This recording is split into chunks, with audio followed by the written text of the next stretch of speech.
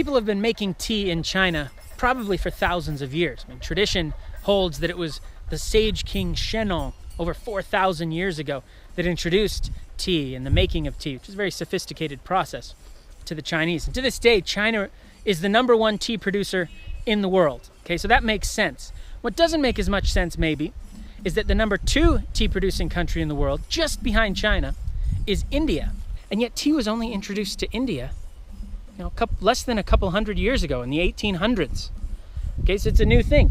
And yet this is now a nation of tea drinkers.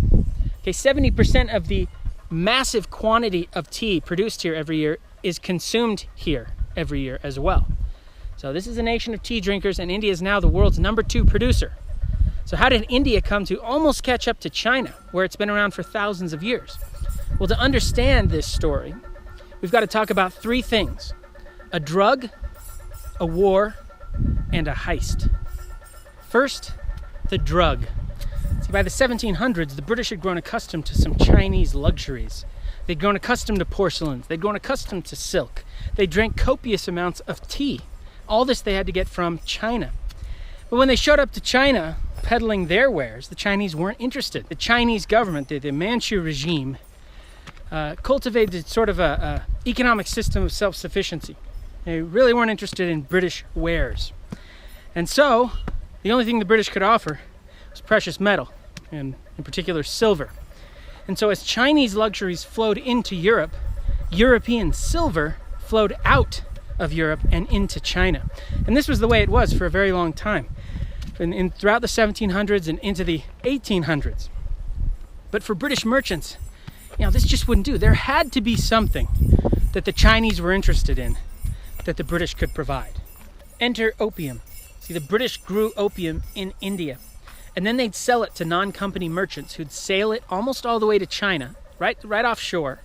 And then Chinese intermediaries would sail out, buy up the cargoes, and then they'd go sell it, on the black market in China. And this turned out to be a very lucrative trade, albeit pretty much illegal. The Chinese government placed many restrictions on foreign trade, and in particular opium. Foreigners could only trade through one port, through Guangzhou or Canton. In fact, the whole system was called the Canton system. It lasted a long time. In that port, in Guangzhou, they could only trade with certain, government patronized merchants. This is the monarch merchant nexus. This is Chinese style mercantilism. So a small group of favored merchants, and that's it. Those are the only ones you can trade through.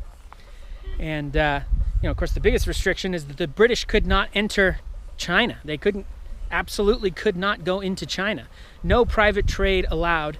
All trade very much regulated, all going through this one port, all going through this small group of merchants. And we could add to that the Chinese government, made illegal the recreational use of opium. And let's be honest, most of this opium is being used recreationally. Okay, so that's the situation. But despite all of these restrictions being placed on the sale of opium and on foreign trade in general, opium is very, very popular. And the amount of opium being sold or smuggled into China increases year after year after year. And it only gets worse after the British East India Company lost its monopoly, was stripped of its monopoly. Now you've got competition from Britain, other private merchants competing with the company, selling opium as well in China or off the shore, and throwing some American merchants. This is going to drive prices down as competition increases, which obviously, lowering of prices tends to increase demand, and sales go up. You've got more opium than ever before floating around. And now, the war. See, the Chinese regime not only refused to legalize opium and the opium trade, but the regime also appointed a new viceroy whose mission really was to abolish the trade, to abolish it entirely, get rid of the opium trade. So he shows up in Guangzhou.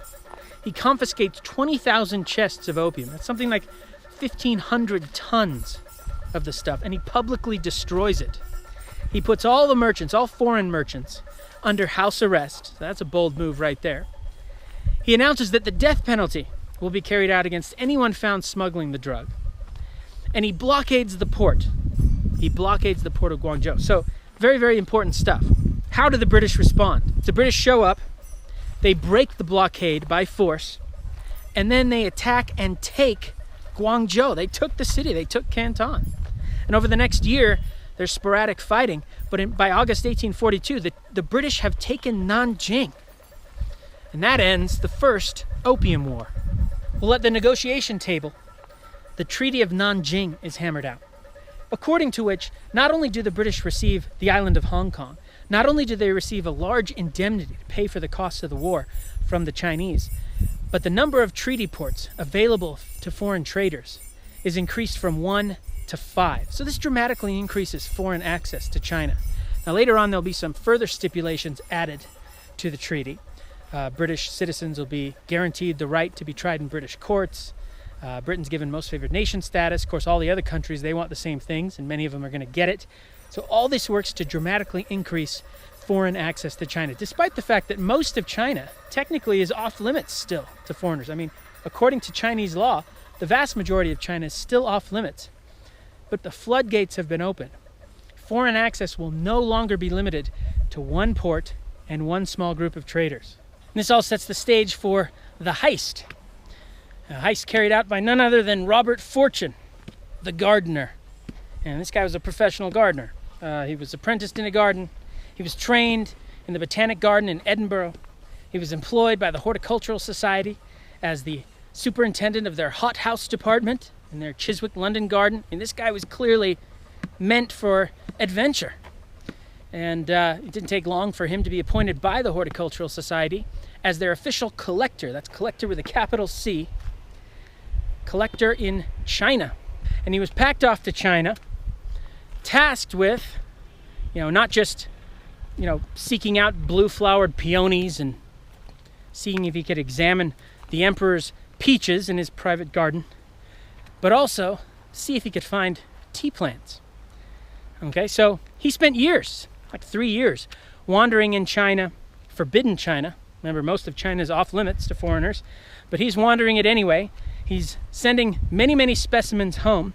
He'll have all sorts of adventures. He'll outrun foreign-hating mobs. He'll elude river pirates. And then he'll come home and he'll write these adventures in his memoirs. But the most important thing about this first journey to China is that while he was there, he learned Mandarin. He learned to speak Chinese. He shaved his head, he wore a queue, and he spoke the language. So he could blend in pretty well. Now this is a valuable skill set. Throw on top of that he's a gardener, professional gardener. And this is just the guy to come to the attention of the British East India Company. Well, the British East India Company did approach Robert Fortune, and they hired him. And a couple of years after he'd gotten back and written his memoirs, they shipped him back to China, where his mission was simple: obtain high-quality tea plants, and just as importantly, maybe more importantly, figure out how to make the darn stuff. See, the British consumed large amounts of tea, but they didn't know how to make it. That was a closely guarded secret of the Chinese, and the monopolistic Manchu regime would have liked to keep it that way. Of course, as I mentioned, the vast majority of China is still off limits. So he's got to learn how to make it. So he heads to China. He spent several years once again in forbidden China, disguised again, visiting tea plantation after distant tea plantation, gathering and sending back over 20,000 tea plants to India, and crucially, also learning how to make tea in the process. And all of this he shared with the British East India Company so that they could produce tea in British India. And that is how tea was introduced to India. And that's how the tea industry was born in India, thanks to a drug that started a war that made possible a heist that Robert Fortune biographer Sarah Rose has described as the greatest single act of corporate espionage in history.